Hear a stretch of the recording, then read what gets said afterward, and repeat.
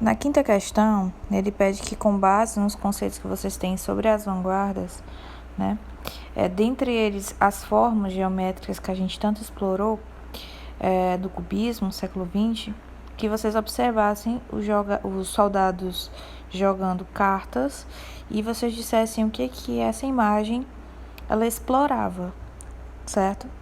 Então vamos lembrar que dentro desse quadro, né, a gente, claro, obviamente tem muitas questões cubistas, né, e observem também que dentro do quadro a gente tem várias formas de tubo, não sei se dá para vocês perceberem, né?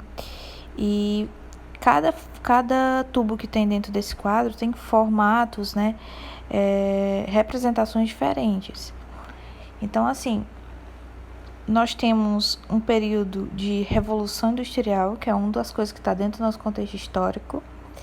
E nós temos aqui várias formas tubulares, mas o que essas formas tubulares estão representando? Né? Elas estão representando o quê? Então, observe que elas estão representando uma espécie de mecanização dos homens, né? Está transformando os homens em quê? Se eu estou falando de mecanização, estou transformando os homens em quê? Em máquinas, certo?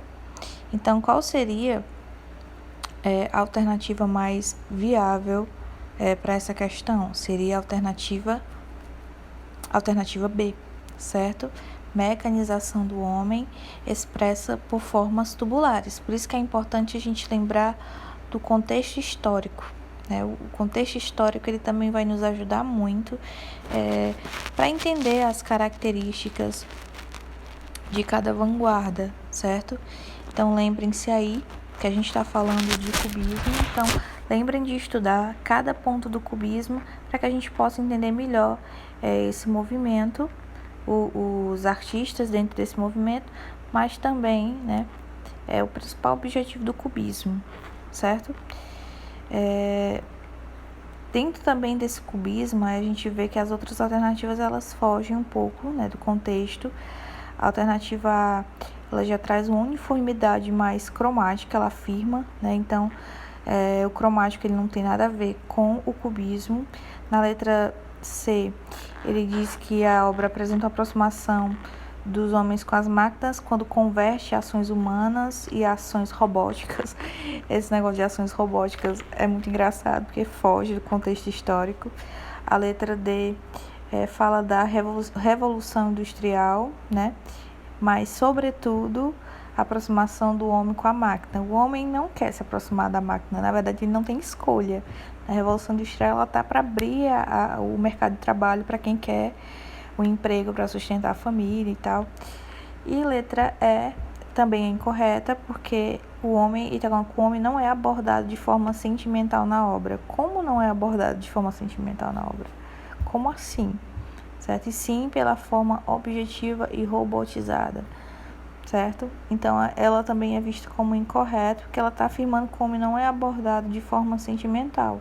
Como é que eu não tenho sentimentos dentro de uma obra, pessoal? Não existe uma obra de artes sem sentimento, qualquer sentimento, seja ódio, seja lembrem também que a estética cubista, ela vai privilegiar o quê?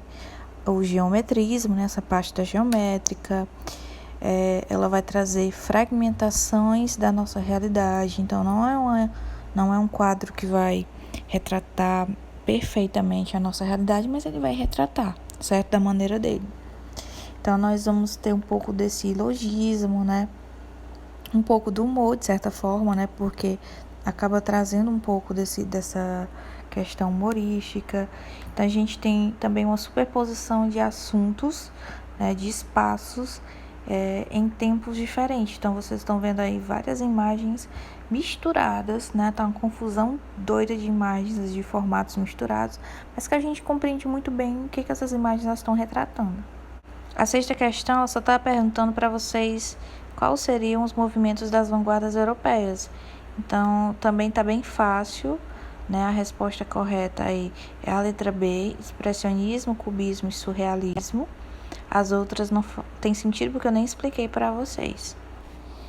E a última questão, ele coloca no enunciado que em 1924 os surrealistas eles lançam um movimento voltado para o inconsciente, né? Já estou dando aqui uma característica, e que vão valorizar a parte de experiências psíquicas, né? Então, sobre o surrealismo, que essas são características do surrealismo, qual seria uma afirmação que tivesse sentido quanto a essas características, certo? Então, nós temos aí como resposta, né, para o surrealismo a letra D, concede mais valor ao livre jogo da imaginação, que a gente vai sim fazer esse jogo da imaginação, da possibilidade individual, né, do pintor, do que a codificação dos ideais da sociedade ou da história. Então, ele dá mais valor à imaginação do que temáticas relacionadas à sociedade tal qual ela é, ou da história tal qual ela é. Então, aqui no surrealismo, né, o principal objetivo mesmo do surrealismo é brincar com possibilidades, certo? Então, assim, galera, dentro desse contexto de vanguardas, lembrem aí que a gente vai ter a valorização do sonho, a imaginação, essa brincadeira que nós vamos ter com as possibilidades, né? A parte mesmo do inconsciente e, de certa forma, também da loucura, né? Então, vocês vão ver muitas imagens que fogem do nosso real.